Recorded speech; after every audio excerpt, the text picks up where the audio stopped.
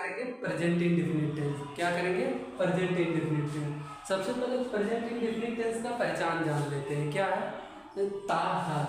अब ता है क्या है? जैसे वर्ड के लास्ट में ता है, ती है, ते हैं, ता हूँ आदि शब्द आते हैं तो हम क्या पहचानते हैं कि प्रेजेंट इंडेफिनिट टेंस है। तो शॉर्ट फॉर्म में पढ़ा रहे हैं तो शॉर्ट फॉर्म में ही लिखेंगे ता और हा। ठीक है। बनाने का नियम 3 नियम है। पहला नियम क्या है कि first form of the verb. First form of the verb यानी कि जो क्रिया की जाती है सब्जेक्ट के द्वारा, चाहे जो क्रिया की जाती है, कोई भी कार्य किया जाता है, उसका कौन सा फॉर्म लेना है? फर्स्ट फॉर्म लेना है। और उसके बाद दूसरा नियम क्या कहता है? डू या does plus first form of the verb. अगर डू या डज आया तो उसके साथ क्या लगाएंगे? First form of the verb ही लगाएंगे। और तीसरा नियम हमारा क्या कहता है? यस या es with third person singular. अब यहाँ पे एक बात और आती है कि थर्ड पर्सन सिंगुलर क्या है, तो हम जान लेते हैं कि फर्स्ट पर्सन, सेकंड पर्सन और थर्ड पर्सन क्या होता है। जो बोलने वाला होता है यानी कि वक्ता जिसे कहते हैं, क्या होता है? बोलने वाला। जैसे मैं बोल रहा हूँ तो मैं क्या हो गया? First person. आप सब सुन रहे हैं, मेरी आवाज़ को आप सब सुन रहे हैं तो आप सब क्या हो गए? Second person. और मैं जिसके बारे में बात कर रहा हूँ, चाहे वो इंसान हो, घर हो या कोई भी जगह का नाम हो, तो वो क्या हो जाएगा? Third person singular. जैसे आई और वी, ये क्या हो गया? First person. केवल यू जो होता है वो क्या होता है? Second person. They, he, she, it या कोई भी नाम आ जाए, कहीं का भी नाम आ जाए, कोई जंतु हो, वस्तु हो या कोई भी स्थान का नाम आ जाए तो क्या आ जाएगा? थर्ड पर्सन सिंगुलर में आ जाएगा। अब सबसे पहले बनाने का नियम में क्या जान लेते हैं कि SOV और SVO क्या होता है।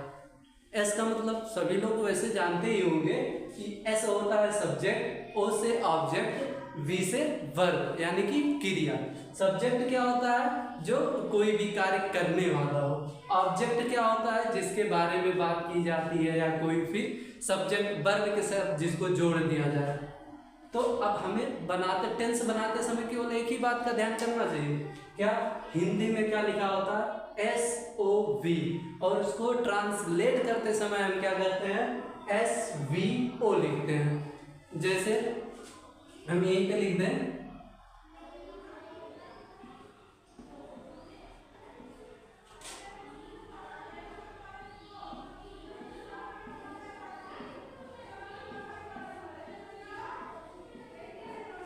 जैसे हमने लिख दिया क्या? राम घर जाता है। अब यहाँ पे हम क्या बताएं, ये किसमें होता है?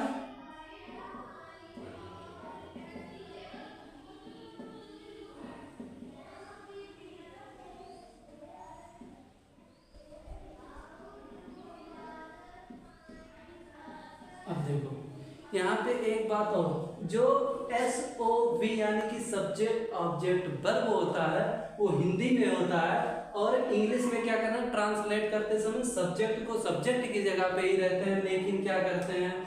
इस ऑब्जेक्ट को वर्ब की जगह पे, इस वर्ब को ऑब्जेक्ट की जगह पे लिख देते हैं। जैसे सब्जेक्ट को ऑब्जेक्ट की वर्ब को ऑब्जेक्ट की जगह पे रखे तो क्या हो जाएगा? SVO। Subject object verb, subject verb object. इस वर्ब को क्या कर दिया? हम ऑब्जेक्ट की जगह पे रख दिए। अब यहाँ पे हम यही बताएंगे कि सबसे पहचानने का तरीका क्या होना चाहिए, कौन सा सब्जेक्ट है, कौन ऑब्जेक्ट है, कौन सा वर्ब है। तो यही पहचान लेंगे तो टेंस बनाना हमारे लिए क्या हो जाएगा? कुछ इजी हो जाएगा। जैसे आप सबसे पहले हिंदी में क्या होता है? सब्जेक्ट ऑब्जेक्ट वर्ब, और सामान्यता यही होता है सब्जेक्ट वर्ब ऑब्जेक्ट जब ट्रांसलेट करते हैं तब। अब सबसे पहले क्या आएगा? जैसे राम घर जाता है तो कहाँ जाता है? जाने का काम कर रहा है, तो ये क्या हो गया? वर्ब हो गया। कौन जाता है यानी कि राम के द्वारा जाया जाता है तो राम क्या हो जाएगा? सब्जेक्ट। और बीच में जो कुछ भी बचा क्या हो जाएगा? ऑब्जेक्ट। तो ये क्या हो गया? सब्जेक्ट। लास्ट में क्या आएगा? वर्ब। बीच में क्या आएगा? ऑब्जेक्ट। अब अभी हमने बताया कि क्या हो जाएगा कि हिंदी में क्या लिखा होता है? Subject object verb, subject object verb. अब इसको ट्रांसलेट करते समय हम क्या करते हैं? सब्जेक्ट को सब्जेक्ट की जगह पे, ऑब्जेक्ट को वर्ब की जगह पे, वर्ब को ऑब्जेक्ट की जगह पे लिखते हैं। जैसे यहाँ पे अब क्या हो जाएगा, राम सब्जेक्ट है, सब्जेक्ट को सब्जेक्ट की जगह पे लिख दिए, ठीक, ये सब्जेक्ट हो गया। अब जाता है यानी कि जाने का काम हो रहा है, वर्ब है, वर्ब का इंग्लिश गो, तो गो हो गया। और क्या है, कहाँ जाता है, घर जाता है, कहीं भी जाने आने का काम हो तो वहाँ पे वर्ब ऑब्जेक्ट के साथ टू का प्रयोग कर देते हैं। तो यहाँ पे क्या लिख दो, टू होम या हाउस दोनों कर सकते हो, ठीक। अब जैसे क्या हो गया, लेकिन अभी ये सेंटेंस सही नहीं है, क्या है, ये जो सेंटेंस बना है राम गो टू हाउस, ये सब्जेक्ट सही नहीं है, सेंटेंस सही नहीं है। कैसे सही नहीं है, अब बनाने के नियम पे आते हैं। क्या है, first form of the verb, जाने का फर्स्ट फॉर्म प्रयोग कर दिया गो। डू या does first form of the verb, do या डज नहीं लगा, ठीक, ये लगेगा ये भी अफर्मेटिव सेंटेंस है या असर्टिव सेंटेंस को, तो असर्टिव सेंटेंस, अफर्मेटिव सेंटेंस, अभी इसके बारे में आगे हम बता रहे हैं। तो अभी ये सेंटेंस सही नहीं है, सही कब होगा, बनाने का नियम, पहला नियम क्या है, first form of the verb प्रयोग हमने कर दिया। दूसरा क्या है, डू या does first form of the verb, do या डज का प्रयोग अभी नहीं हुआ है, आगे निगेटिव सेंटेंस से चालू होगा। तीसरा नियम क्या कहता है, सबसे इंपॉर्टेंट नियम क्या है, यस या es with third person singular, third person singular के साथ हम क्या प्रयोग करेंगे, यस या ईएस।